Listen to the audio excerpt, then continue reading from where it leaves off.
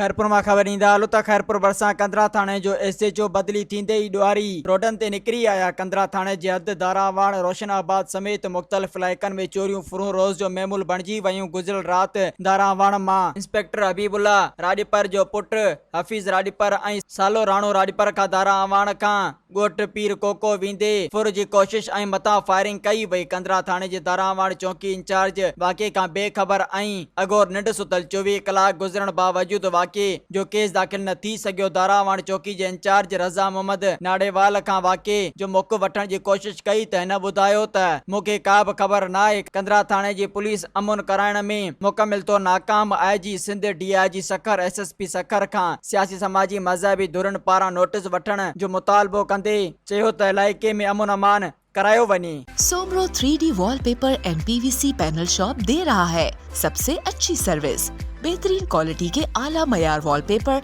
और सीलिंग खूबसूरत डिजाइन और कलर्स में दस्तयाब है। हर किस्म के PVC वॉलपेपर्स और सीलिंग लगवाने के लिए हमसे राब्ता करें।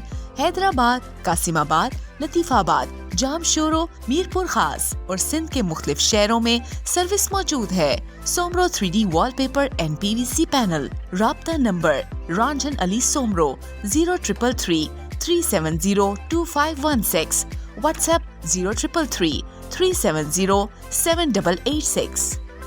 मज़ीद ख़बरनि ऐं तफ़सीलात लाइ विज़िट कयो असांजी वेबसाइट www.awamiNewsHD.com ऐं ॾिसंदा रहो अवामी न्यूज़ HD।